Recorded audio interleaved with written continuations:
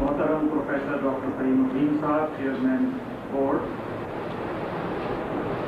میرے بہت عزیز اور بہت بڑا اور اہم کام کرنے والے رفیع احمد جو فانوس کے صدر ہیں، محترمہ قدسیہ صاحبہ جنہوں نے اپنے بہت اہم خیالات یہاں آپ کے سامنے ابھی پیش کیے، اور جناب رفیع صاحب جو اسٹیج پہ موجود ہیں، اس کے علاوہ تمام مہمانان گرامی، اساتذہ کرام اور عزیز طالبات اور طلباء،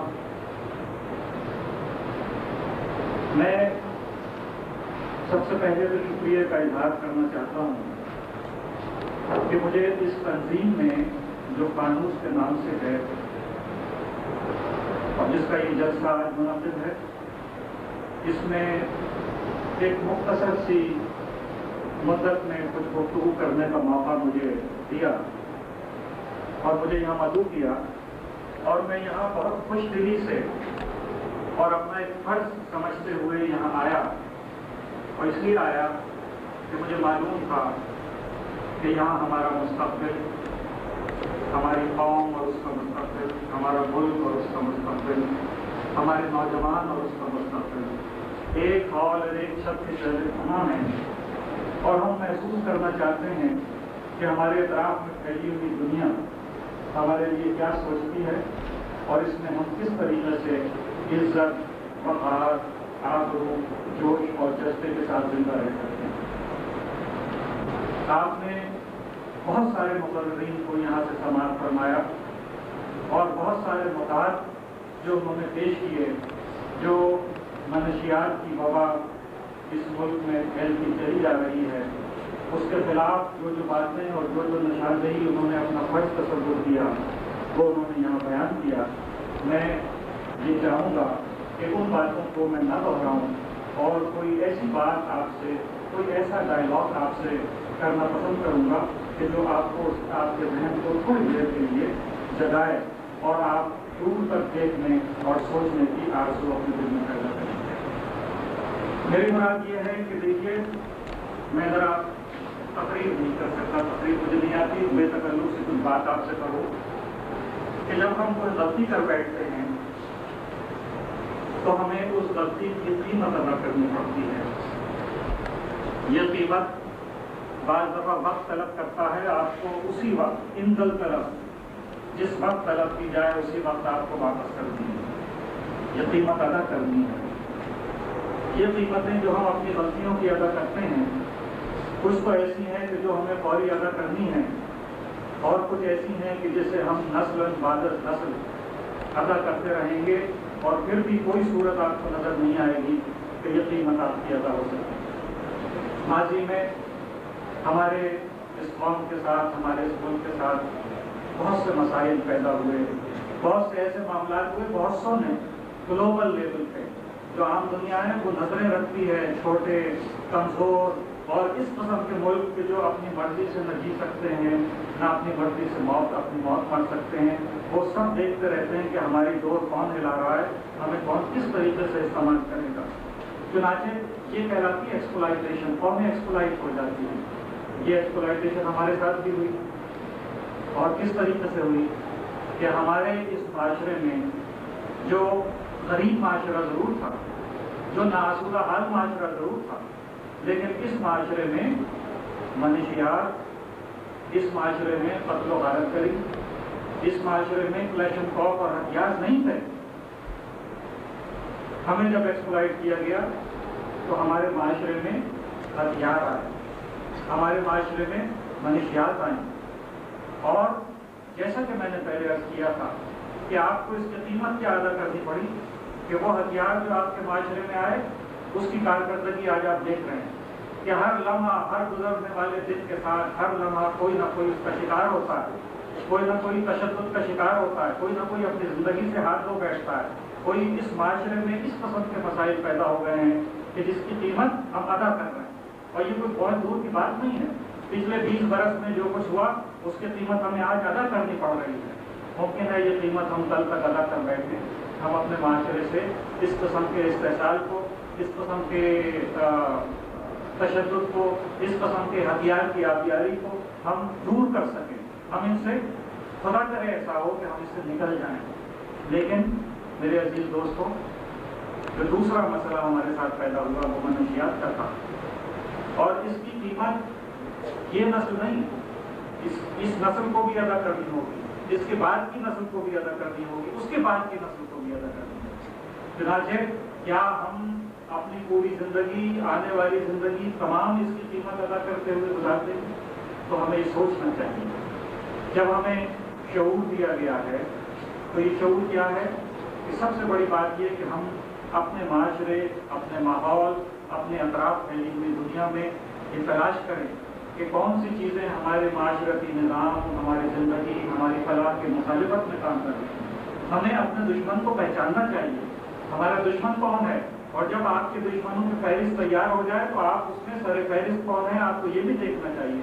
आपको ये भी देखना चाहिए कि तरजीहात में वो कौन होगा कि जिसके खिलाफ आपको सबसे पहले कदम उठाना पड़ेगा, वो कौन होगा कि जिसके खिलाफ आपको एक जंग का, और मुसलसल जंग का, और बाकायदा जंग का, और ना खत्म होने वाली जंग का आगाज कर देना चाहिए।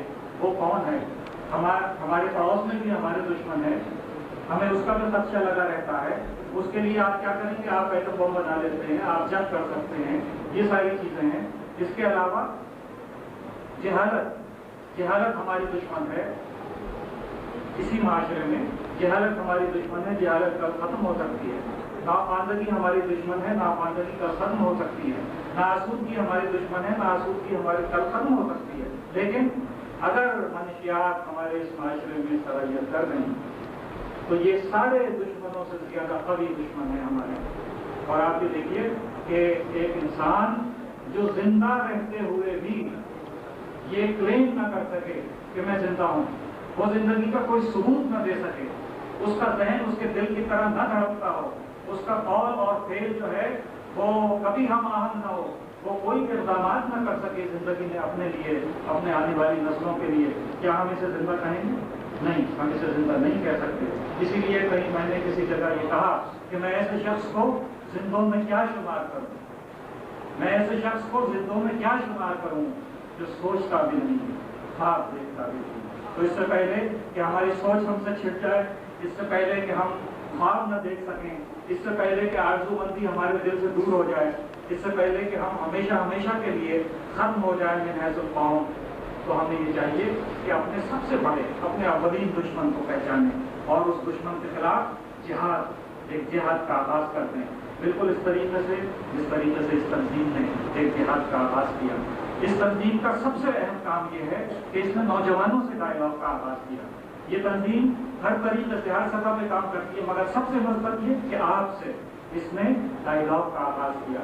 आपके जहनों में एक किस्म की जोत जलाई, आपके जहनों में एक किस्म की रोशनी चमकाई, आपके जहनों में वो अंधेरे कि जिसने हमारी बीनाइयाँ छीन ली थी, जिसने हमें आगे मंजिलत में फेंक दिया था, वहाँ से निकालने की कोशिश की और आपको समझाया और बताया कि आप इस जिहाद में किस तरीके से इनकी मुआवनत कर सकते हैं। मेरा ख्याल है कि आज की इस मजलिस का सबसे फायदा ज़्यादा अगर हो सकता है तो वो ये कि जितने मुकर्रीन यहाँ आए, जितने कॉलेज की तालबात और तलबा यहाँ मौजूद हैं, इन सबको और तमाम मेहमानों को आज ये अहम करना चाहिए कि वो मनशियात के खिलाफ जो जंग इस इदारे ने शुरू की है, या मुल्क में जिस इदारे ने इस जंग का आगाज किया है, वो उसके एक कारकुन की हैसियत से, एक सिपाही की हैसियत से उस जंग में शामिल होंगे। और आप कैसे ये जंग जीत सकते हैं, कैसे जीत सकते हैं कि ये पैगाम जो यहाँ से आपको मिला है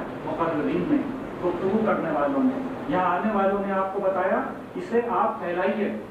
जिस मुकर्रर ने यहाँ बात की उसे चाहिए कि वो मुख्तसर मज़ामीन लिखे और उसे दूसरों तक पहुँचाए। जहाँ बात हो आप ये बताएं कि माशरे में आपकी जिम्मेदारी क्या है। मैं समझता हूँ कि आप हम लोगों से जो उम्र के इस हिस्से में हैं उससे ज़्यादा फ़ाल हैं, आप ज़हनी तौर पे ज़्यादा उमंगे, अपने कल्ब में ज़्यादा उमंगे रखते हैं, तो आपकी जिम्मेदारी ज़्यादा है। और मैं ये समझता हूँ कि ये जंग अगर किसी तरह से जीती जा सकती है तो ये आप ही के ज़रिए जीती जा सकती है। तो आप अहद कर लीजिए कि आज के बाद कुछ ना कुछ कार्य खैर ज़रूर करना है। जिसे जितना वक्त मिले उसमें से कुछ वक्त ज़रूर निकालना है और इस मंशियात के खिलाफ कोई ना कोई मज़बूत कदम हमें ज़रूर उठाना है। इस तरीके से इसकी मदद हो सकती है। और मैं मुबारकबाद देता हूँ फ़हीम साहब को। फ़हीम साहब की शक्ल में मैं ज़ाती तौर पर जानता हूँ, बहुत अरसे से जानता हूँ। फ़हीम साहब मेरे कंटेम्प्रेरी, मेरे साथी यूनिवर्सिटी के ज़माने से। और अब जो उनकी सोच है, मैं ये सोच उस ज़माने में देख रहा हूँ कि जब फ़हीम साहब यूनिवर्सिटी के तालिब इल्म की हैसियत से वहाँ मौजूद थे।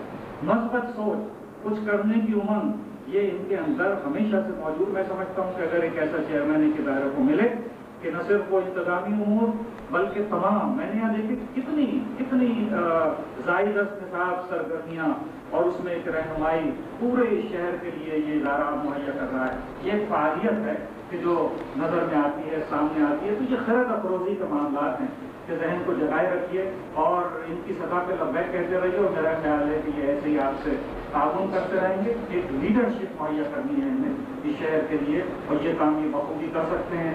और यही मेरा एतक़ाद और यही मेरा ईमान इस तंजीम पे भी है कि जहाँ ऐसे अच्छे कारकुन हों वो कभी नाकामयाब नहीं हो सकती। खुदा आपको सलामत रखे और आपके इस जज्बे को भी कि आप इस काम को आगे बढ़ाएं।